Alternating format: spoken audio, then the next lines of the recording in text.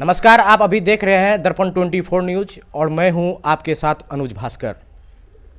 बिहार में नगर निकाय चुनाव का डुगडुगी बज चुकी है और प्रत्याशी की धरातल पर और सरजमीन पर एक सरगर्मी तेज हो चुकी है। बिहार में 2 चरणों में नगर निकाय चुनाव होना है, 18 दिसंबर और 28 दिसंबर 2 चरणों में चुनाव होगी और किसके भाग में क्या और किसके मुकुट किस नगर पंचायत में ये आने वाला समय तय करेगा। फिलहाल मैं दर्शकों को बता दूं कि मैं अभी नरपतगंज नगर पंचायत के ward number 1 engineer Vinod Paswan के यहाँ मौजूद हूँ।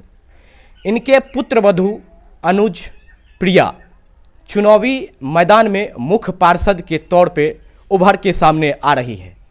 इसी सिलसिले में हम जानेंगे कि ये जो उनके इंजीनियर विनोद पासवान जी हैं हमारे साथ खास बातचीत करने के लिए, इनसे जानेंगे कि इनका आखिर क्या सोच है और क्यों ये चुनावी मैदान में आना चाहते हैं। सबसे पहले सर, आपका हमारे चैनल में जुड़ने के लिए बहुत बहुत धन्यवाद।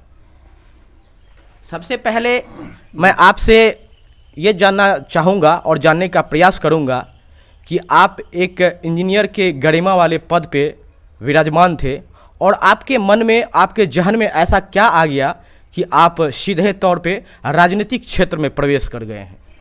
देखिए, जब हम नौकरी में थे, सेवा में, तो हम मजबूर थे। मेरे पिताजी भी डूमरलाल डिफेंस मिनिस्टर थे, उनके अगेंस्ट में लड़े थे। मेरे पिताजी भी राजनीति किए थे, लेकिन जब नौकरी में चले गए तो राजनीतिक छोड़ दिए। अगर मेरे पिताजी राजनीति में रहते, नौकरी में नहीं भेजते बैठा जी, तो आज मेरे पिताजी सांसद रहते या कोई मंत्री पद पर रहते। हम रिटायर किए हैं तो बहुत सा जगह हम घूमे हैं, देखे हैं जाके। तो नरपतगंज ऐसी स्थिति है, हम पूरे बिहार सब जगह हम नौकरी किए, सब जगह देखे। जो नरपतगंज जहाँ मेरा जन्म स्थान है, जहाँ हम रहते हैं, वहाँ का जो स्थिति देखे तो हमको ऐसा लग रहा था कि यहाँ कोई चुनाव होता ही नहीं है, कोई नेता बनता ही नहीं है, और जो बनता है वह या तो करता ही नहीं है। आप देखिए, उदाहरण के हम देते हैं, आपका विजेंद्र बाबू है, देख लिए जब से हैं विधायक मंत्री रहे, सब पार्टी में कोई परिवर्तन हो जाए कोई फर्क नहीं पड़ता है, लेकिन वो रहते जीतते हैं। क्यों जीतते हैं? कार्य करते हैं। ऐसे भी अभी भी नेता है, देख लिए स्वर्गीय तस्लीम बाबू, वो भी जब तक रहे विधायक रहे, सांसद रहे, मंत्री रहे, नहीं है, किसी को चुन दिया।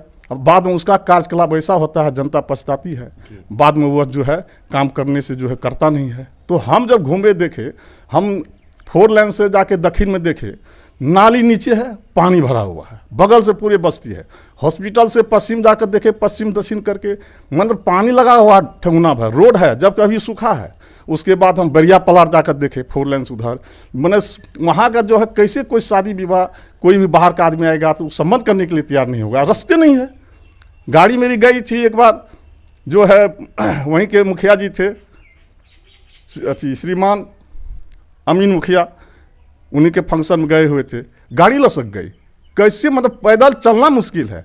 आखिर नेता तो होगा, आखिर एमएलए तो होंगे, एमपी भी होंगे, आखिर इतना स्थिति देखते हुए आखिर क्यों नहीं करते हैं? तो सीधे तौर पे ये मान लिया जाए कि इन तमाम एक सुदूर ग्रामीण इलाके में इतने ज़्यादा जो है बड़े पैमाने पर विकास नहीं की गई है। कुछ विकास का नाम का कोई चीज़ें नहीं है, वोट लेने का काम करते हैं।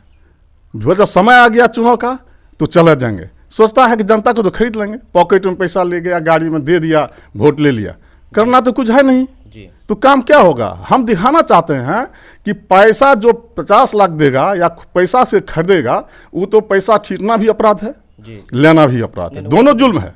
जब दोनों जहां जुल्म कर रहा है, जो नेता जुल्म कर रहा है पैसा देके, जो जुल्म कर रहा है वो तो सब दिन जुल्म करेगा, जीतने के बाद भी जुल्म करेगा, इसलिए उसको जुल्म की आदत लगी हुई है। जो हत्यारा है वो हत्या सब दिन करेगा, इसलिए उससे जनता सावधान हो जाए। जनता जो करने लायक है, जो योग्य है, एक बार देखिए करके, तब आपको पता चलेगा कि पैसा लेने में आनंद है या बिना पैसा वोट देने में आनंद है। एक पैसा लेकर तत्कालिक आप वो गलत इस्तेमाल कर देते हैं, लेकिन अगर निष्पक्ष चुनिए तो आपका सब दिन के लिए काम आएगा।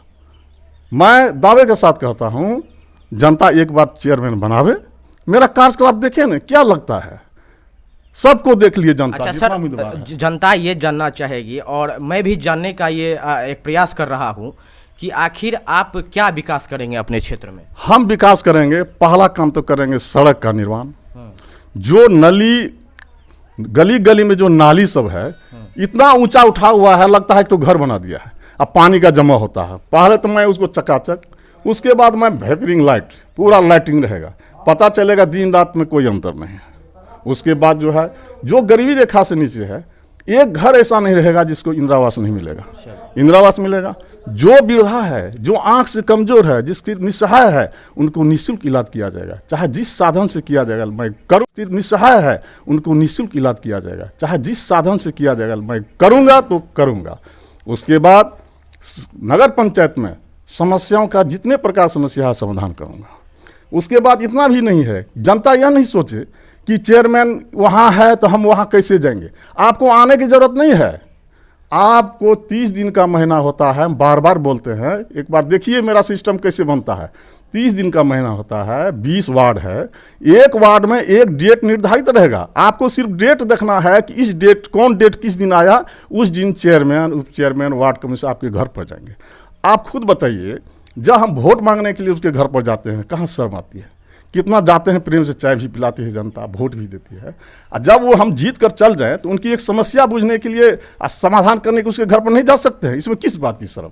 हमको तो आश्चर्य है, नेता जीतने के बाद तो जाते ही नहीं है, जाते ही नहीं है। वोट लेने के लिए जाते हैं, उसके बाद जीतने को नहीं जाते हैं। जब समय आता है तो फिर अपना खुरखुर शुरू कर देते हैं, सोचते हैं इनको आदत है, पैसा दे देंगे तो फिर वोट देगी ही। जनता सावधान हो जाए, साहब बुद्धि से काम करे, सोच समझ के काम करे, अपने अकल से काम करे, तो जनता चैन से निश्चित रूप से रहेगी। और मैं विकास का काम करूंगा, जनता को किसी प्रकार की परेशानी नहीं होगी, मैं दावे के साथ कहता हूँ। एक बात और है कि आप जो है अपने स्तर से सारे दावा के पोल भी खोल रहे हैं और एक तरह से बयां भी कर रहे हैं, और सरजमीन नरपतगंज की इस जो धरती है, यहाँ की हकीकत को भी बयां कर रहे हैं।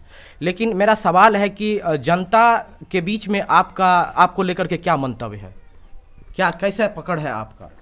देखिए, अब यह जनता 12 वर्ष की जनता पहले की जनता नहीं रही है। आप जनता जो है उम्मीदवार से ज़्यादा चतुर है। अब जनता को समझदारी है कि हमको क्या करना चाहिए। अब जनता को समझाने की जरूरत नहीं है, अब खुद समझती है कि हमको क्या करना चाहिए, इसलिए जनता को समझाने की जरूरत नहीं है। जनता निश्चित रूप से जो पढ़े लिखे हैं, जो करने लायक है, जो अनुभवी है, जो विकास करेंगे, उनको मत जनता देगी ही, निश्चित देगी, हमको पूर्ण विश्वास है। इसलिए अब पहले वाली बात नहीं है, सब कह देगा इसको दे दीजिए तो उसको दे। जनता एक एक जनता सब है। इमाम बुखारी, पहले इमाम बुखारी घोषणा करते थे तो सब लोग उनके नाम पर देते थे। अब घर घर में इमाम बुखारी है, सब अपने बात को जानते हैं कि हमको क्या करना चाहिए, अपना कर्तव्य दायित्व को। आपको कर्तव्य और दायित्व को समझाने किसी की जरूरत नहीं है, किसी के समझने जनता नहीं समझेगी, खुद अपना डिसीजन लेगी। वो डिसीजन लेगी तो अच्छा आदमी को अच्छा डिसीजन ले करके अच्छा आदमी तो चुनेगी ही जनता। इसमें कहने की क्या बात है, हमको तो पूर्ण विश्वास है। कितने तारीख को यहाँ पे चुनाव होनी है? 28/12/2022। अच्छा, इससे इसमें सारा समस्या आपको करना पड़ेगा, जो जानकार हो करेगा ना। हम जितना बात बोलते हैं, हम कहते हैं कि आप डायरी में नोट कीजिए। जैसे चुनाव होगा, संपन्न होगा, तो 1 नंबर में मीटिंग की जाएगी। आपको फारबिसगंज, जोगबन्नी, अररिया में कोई टेंशन नहीं है, इसलिए पूर्व से ही चल रहा है सिस्टम। नया नगर पंचायत जैसे रानीगंज, जोकीहाट, आपका नरपतगंज हुआ, इसमें सिस्टम बनाना होगा, तो बनाने वाला चाहिए ना। जो बनाने के लिए जानता है उसको दीजिएगा तब ना बनेगा, नहीं तो उसी तथावत रहेगा। जिला पदाधिकारी क्या करेंगे, उनका आपका चेयरमैन मजबूत रहेगा तब ना, तो बार बार कहेंगे आप ऐसा कीजिए, ऐसा कीजिए, ऐसा कीजिए, वो मांग करेंगे, ये देंगे ही नहीं। आपका विकास कैसे होगा? नया नया है विकास, आपका क्या समझ रहे हैं कि आपको यहाँ से होगा? सारा योजना, सारा एक्शन प्लान तैयार होगा, सारा वार्ड वाइज सारा इसका एक्शन प्लान तैयार होगा, कहाँ रोड, कहाँ नली, कहाँ गली, सारा इसका प्राकलन तैयार होगा। विकास मैप तैयार किया जाएगा, विकास मैप प्लानिंग किया जाएगा, उसका मैप तैयार होगा, एस्टिमेट होगा, तब जाएगा डीएम साहब के अनुशंसा होगा, तब कैबिनेट से अप्रूव होगा वित्तीय वर्ष, तब होगा आपका विकास। इतना आसान नहीं है। पंचायती राज वाला मुखिया सरपंच चुनाव नहीं है कि पंचायती तो बहुत दिन से चल रहा है, इसलिए कोई भी जाते हैं तो उसको गड़काते हैं। ये भी अगर इसका गठन बढ़िया से हो जाएगा तो आने वाला कोई भी चेयरमैन उसको गड़काएगा। अभी तो नया नया है, इसको तो बनाना पड़ेगा ना। अच्छा, नरपतगंज नगर पंचायत में कुल कितना वार्ड होगा? 20 वार्ड है। 20 वार्ड है।